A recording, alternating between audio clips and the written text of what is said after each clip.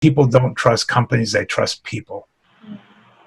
For the company, you're not a products company, a technology company, a services company. You're a human company selling these things. And the pivot point upon which any strategic success rests is a discretionary effort of your human organization.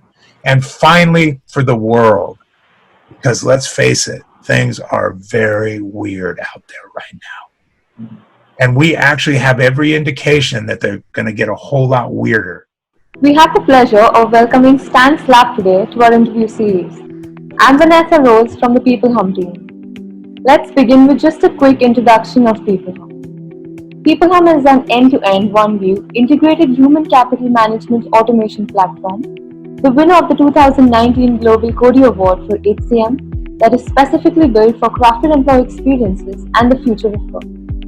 We run the peopleHum blog and the video channel, which receives upwards of 200,000 visitors a year and publish around 2 interviews with well-known names globally every month. And now for our guest, Stan Slap is the CEO at Slap Company. He's a frequent keynote speaker and the author of the New York Times bestseller, 30 My Heart at Conference Room Week. His main interests include goal implementation, branding, and a lot more. Doing his part for making this world a better place, we are happy and honored to have someone of his expertise on our interview series today. Welcome, Stan. We are thrilled to have you. Thank you. Honored to be here. The first question I have for you, Stan, was you've had quite a journey. Could you tell us a little bit about the Slap Company? Sure. First of all, we've been in business coming up on 24 years. And the entire focus of our company is maximizing the commitment of the 3 groups that decide the success of your company, which is we would identify as your manager culture, your employee culture, and your customer culture. And we're not talking about a bunch of managers, employees, and customers. When those groups formed relationships with your company, they became cultures and they became self-protective belief systems. So what we know how to do is we know how those cultures really work and how to get them to really work for you. That's what we do. The reason that we do it is culture is where the humans gather in business. And when we can reposition these 3 cultures back to a company as newly precious workable assets, we cause a company to protect them. A company will protect anything that's an asset, especially if they learn how to get something more out of that asset. You can't protect these 3 assets without protecting the humanity that they represent, and without discovering or rediscovering your own humanity as an enterprise as well. So we're in business to make the business case for humanity. If we lose humanity in business, especially now, we're doomed. If we save it company by company, manager by manager, we've saved ourselves. So we create legendary performance impact for many of the world's most successful companies all over the world, but we do it for this reason. Since you've spoken so much about culture and you specialize in it, why do you think it's so difficult for organizations, and what are the key tenets you follow in advising organizations wanting to build a winning culture? Well, I think we could talk about that at any point, but now we should talk about what you can do now. First of all, culture is the most overused yet commonly least understood concept in business. Actually, culture was Merriam-Webster's word of the year in 2014. So what that means is, according to the most popular dictionary in the entire English language, culture was the most searched for word in the entire English language. Now, in my company, because culture is all we do, we like to say a banana had made word of the year instead. By now, companies would understand what a banana is and recognize it's not going to peel itself just to feed you.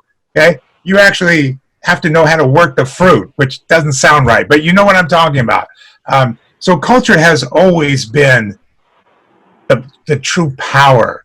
There's nothing you're going to ever be able to get done in an organization without these 3 groups: your manager, employee, and customer culture. They are deciding the success of your company while you are listening to me say this sentence. And so the ability to understand what a culture is, because a culture will give you whatever you want. You just have to give it what it wants first.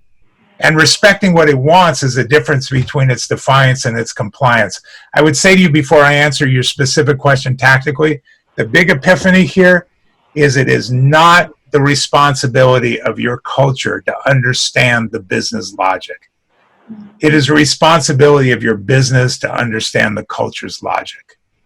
And if you do that, you're unbeatable in any market you choose to own. If you don't, good luck with that. Cling to that anyway, that you can be successful anyway, because a rich fantasy life is important to overall mental health, but you're not really going to get anywhere. So the question is, what do you do now with this belief system? A culture comes into existence when a group of people share the same basic living circumstances and band together to share beliefs about the rules of survival and emotional prosperity. How do I survive in this jungle, in this tribe with this chief? And knowing that I'm gonna be okay, then how do I get rewarded emotionally and avoid punishment? So a culture, your employee culture, is an independent organism living right inside your company with its own purpose and all the power to make or break any management plan and any manager. Its purpose is to protect itself, not you, not your strategy. And even though it's obsessed with its own survival, that's why it comes into existence, it's not going to make the connection between protecting your plan or your revenue goal and its own survival unless there's a reliable through line between what happens to the company and what happens to the culture. Chances are there's dirt in that machine. So it's not enough to say, we're the company. Come here and do it. The key to a culture's commitment is aligning its sense of protecting itself with protecting you as the company. And so you've got to go to the culture. So having said that, what do you do now? What do you do when you went to bed with one world and you woke up with another? What do you do? I would say immediately there's two platform things that need to be done. The first is you have to aim to pass the right test. And the test is not how do we survive, but how do we succeed?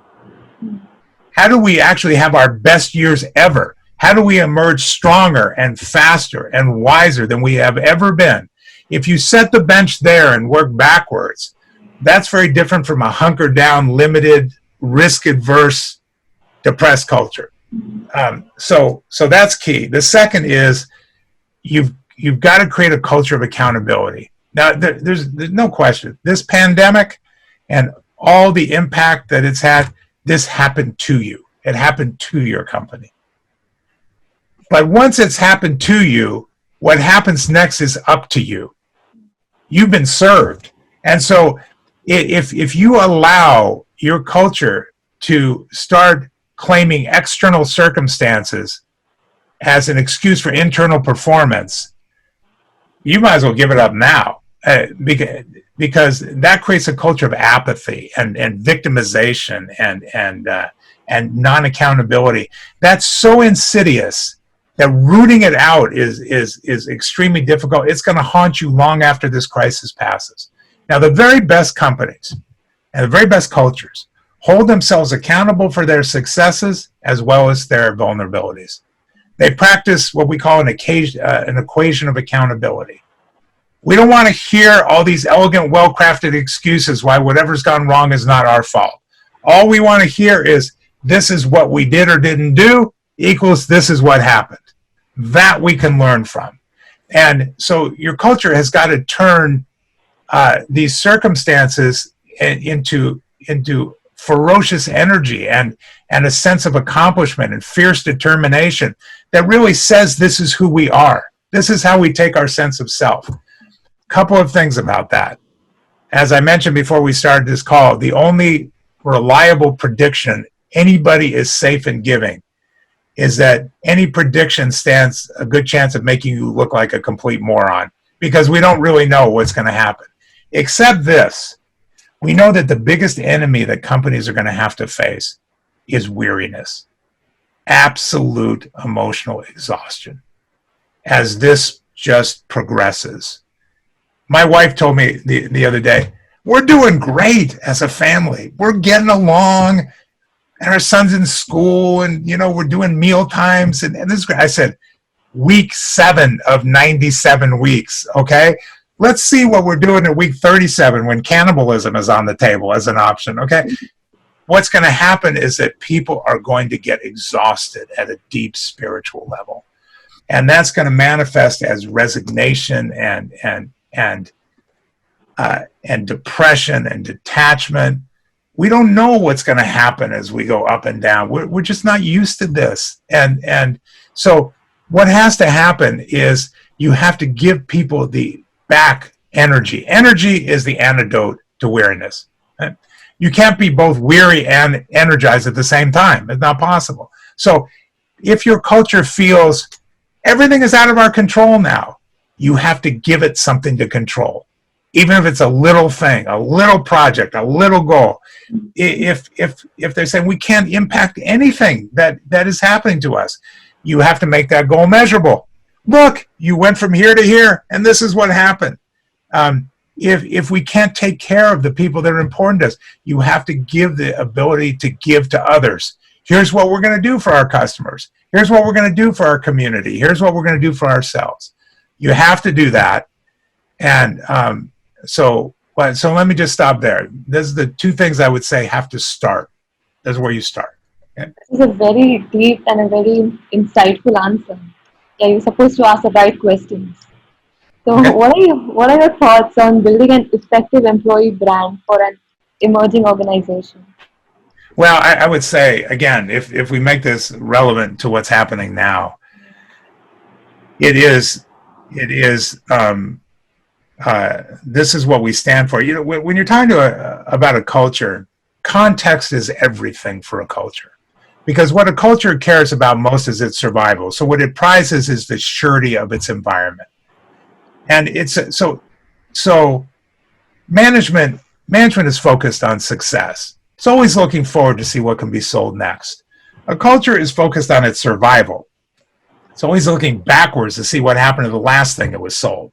Did it work out as promised? And so key to everything, to building that brand that you talk about, is context. You may be doing a lot of good things as a company. Your humanity may be shining. You're just instinctive. So that some of your systems may really be coming into play. People may be dropping the ridiculousness and just focusing on what's important. That may actually not get you much from your culture, even if your culture recognizes that these are all good things, because there's no context. So starting with a brand, and I can tell you that half of our work as a company is helping companies get true brand status, over $15 billion of impact. And what we would tell any company on the brand side, an external brand is a tribute, not a verb. You can't brand something. You can't call yourself a brand. It has to be given to you. And when you're a brand, what a brand promise is a company saying, and this is just as true for an employee brand, a brand promise is a company saying, you will know us by our intention. That's what it means to be a brand. Now, that intention has got to be supported by both your employee and customer cultures. And so it's not even a matter of gaining trust that okay, that's great. You said this, we believe it. Because there's no real way to tell if the cultures can trust you when you say you'll take care of them. They have to give you the deepest level of trust possible. They have to give you faith. And faith is I believe, but I don't know. Now, that kind of unfounded trust is the rarest gift ever from a culture because it puts it at maximum risk. Now, I say all this because your employee culture, you asked a question about an employee brand. What's most important is you start with an emphatic, dramatic declaration of intention to set context for what you do. This is what we believe in as a company. Revenue is important. Market shares, all those metrics are important, but underlying all of these things is our character as a company. And I don't mean some trite, carefully worded mission statement. I mean a ferocious, unapologetic, don't make eye contact with us about that. Okay, you know what? We're reasonable about many things. Not this thing. This is who we are. This is our dream, and dreams don't come true by themselves. So we're going to do what we have to make. This is who we are. come and join us. Stand with. If that emphatic, dramatic declaration of intention does not exist, where the culture amongst all the noise has heard this, then whatever you do has no linkage. And so the culture can't say, well, management said this and did that. Okay. You do enough of that, and then it's, wow, this could be a safe place. When what management says is what management does.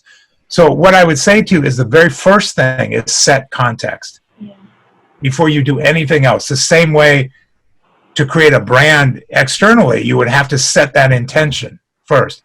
And for God's sakes, recognize what you're asking for is faith. The biggest thing a culture can give you, puts it at maximum risk. Do not ask for this and then default on it.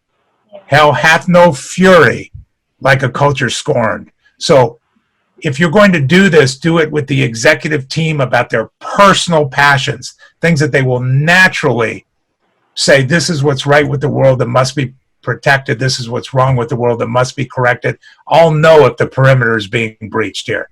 I care about this. If you don't drive it from their individual passions, it's just another exercise. You're going to roll out with the culture to set context and not protect it. And that's a problem. So start with context, emphatic, dramatic declaration of intention that is linked to the personal passions of the executive team, so it will be protected and promoted, and then do things to support that character and purpose that underlies what it, so the culture can believe that whatever we do, the more successful we are, the better it is for the world. Yeah, so it's intention with action and not just, Yes. Action by itself, even if it's great action, won't get you linkage for the culture, which won't get you trust, which won't get you commitment. Yeah. So moving on to employee engagement. So how do you think, what qualities a leader should exhibit, to create employee engagement?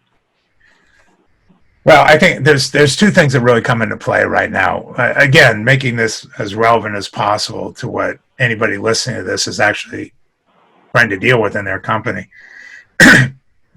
One is belonging and identity. And companies are used to using the corporate trappings of the organization to create a sense of belonging.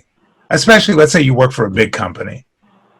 And you come in every day and you enter, the big lobby and, the big ceiling and the big sign that says this is the company, and you have your badge and you walk by the security desk and they just let you in, and you're in the escalators and elevators and conference rooms and hallways with a bunch of people, and maybe you have a company cafeteria, and you are in the bosom of the mother company. And the company is saying, you're in our house now. Well, now people are not in your house. They're actually in their house with their real family. And we've talked to a lot of companies that said, yep, took care of this right away. We got everybody, we got them laptops, we got them wire. That's not belonging. You missed actually moving the office to the home office. And there is not the sense that I actually still belong to the company the way I used to. Now, like you, like anybody on this call, we've all had the chance now to see people's home environments when they get on the phone. And I mean, I look at those and sometimes those are real impressive. Wow, that's like, or the view out your window as well. Sometimes they're just charming and funky and good for you. But sometimes I look and go, what in the world is on the wall behind you? Is that some psychiatric hospital painting you were allowed to take home? Is that a 2003 calendar? Is that a blood splatter? Is that your cat?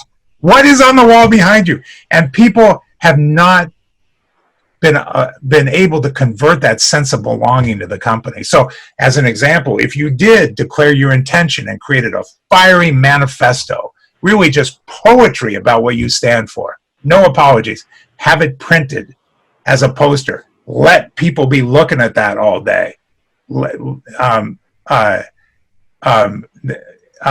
Anybody who's got kids, now we have to finally answer the uncomfortable question: what in the world do you do all day? And why is that so important that you're so worked up about? Help your people do that. Give the information as an explanation for your family about what you do. Don't just put that on your people to do. What I'm saying is take that entire sense of belonging and put it right into their home environment, because you may not even realize that you don't have those tools anymore when people are not coming to work and they're not together. The second thing I would say is community. And as human beings, we are hardwired at the factory to be affiliative. I mean, we're pack animals. We believe safety is in the herd. And now, I mean, we went to sleep in one world, we woke up in another, that you actually protect people now by staying away from them. And that is not our natural state. And that sense of community is so deeply ingrained in human beings, excuse me, that it's not going to go away. It's just going to seek other conduits. And I mean, you can see this just in communities. Like the fog is lifting from people about how you're supposed to react. Now neighbors are helping neighbors when they didn't even know the people that live next door in some cases. Juniors are helping seniors. Strangers are reaching out to strangers. Community will find a way. What you want to avoid is your culture finding its own community without you, because then it's going to detach and be distant from you. So this is a matter of the company fostering and hosting community. As an example, one thing we recommend to companies is create your culture, your college of cultural knowledge. So in other words, everybody in your culture, every individual knows how to do something not related to work. They know they have a favorite recipe. They know the power chords of a song on a guitar. They've been working on their screenplay. They know how to fix the transmission, and they know something. Create the platform that allows everybody to contribute what they know as this college of company knowledge. And it's just a way of connecting on a human-to-human basis. The key is the company hosted it. And so the company retains that involvement in the community. Or screensavers, since everybody's on the screen. Allow the screensavers now to be downloaded that are handled by your culture. Allow them to post playlists or photos or quotes. So again, you're on a company computer doing company business, but we've hosted this community for you. This is pose questions. So how are you handling lockdown? Your first question to me before we started, how are you handling it? Would have been my first question to you. Well, how are our people handling it? How are you handling meal times? How are you handling kids in school? If you are locked down without a family, how are you handling reaching out to people? What new rituals are you creating? And share that info. Again, this is the company hosting the community, because that desire for community is going to be perhaps stronger than it's ever been for safety purposes. And if you let the community find its own way without you, it is going to distance itself. Yeah, I would say those two. It's all about showing empathy and communicating in the end. You know, it's amazing that this would even have to be a thing that you forgot humanity. Like, yes. I mean, that's it's essential. I think people have any number of values. There's no right or wrong values. It's what life has taught you about living that has formed your own values. But I think no matter which values that people pick, there are two that if you don't have these, you're not even qualified to be human. And I would say that those values, this is what I've taught my son since he was in the womb, is you have to have these two things. You have to have accountability, and you have to have empathy. And if you do these things, if you say, I'm going to hold myself accountable for how I impact others in the world around me, and I'm going to be empathetic and kind and aware of the circumstances of others. If you mix that with accountability, this is being human.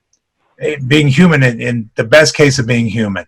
So yes, the company needs to extend to its community the way it always should have.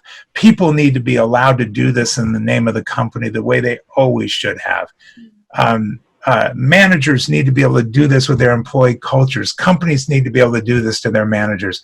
All I could say is now more than ever, it is the strength of a culture, whether it's a community culture, a family culture, a company culture, a team culture, a country culture, that will save us. Without it, we are lost, and we will never be able to save ourselves. So yes, the great strength, if you're talking about India, the great strength of community and spirituality and tradition, every country is rich in their own ways, but India is, it's a model for the world. This is not the time when you want to abandon that. This is a time where it's more relevant than ever before. Ever before. Yes. Humanity is only unpredictable and inappropriate if you don't start from humanity in the first place. If you do those things, things generally will work out. So yes, more than ever. That makes so much sense. And this is new for everyone. So I hope, this remains the same post this crisis too. Well, I'm happy to help. Can I leave you with some final thoughts? Yeah, sure. Okay. So, first of all, I don't think it's ever, if you're a manager, I'm going to address this to managers, since I assume that's a lot of your audience is managers. So no matter where you are in your manager career, whether you're just starting it halfway through or, approaching the end, I don't think it's ever too early to look back on your career as a manager as if it had already concluded, because someday it will. Someday you will not be a manager anymore. And when that day happens for you, what do you want to have done with this career? I mean, do you want to build a company? Do you want to make money? These are very good things. You want to have had a legacy impact on the lives of the human beings who helped you do that. Now, that's a great thing. You don't have to give up the very good things to get the great thing, but you have to want the great thing. Now, understanding the true motivations of an employee culture is the most critical competency to have for your career and your company as a manager. But this isn't just about your career and your company. As a manager, you have a deep, lingering impact on the lives of the members of your employee culture. If they are made to feel small on the job, anxious, uncertain, diminished, well, that's not going to stay on the job. That's going to jump the fence and follow them home. And these same people are partners and parents and neighbors and voters. The toxic impact of a diminished, uncertain, anxious culture is incalculable.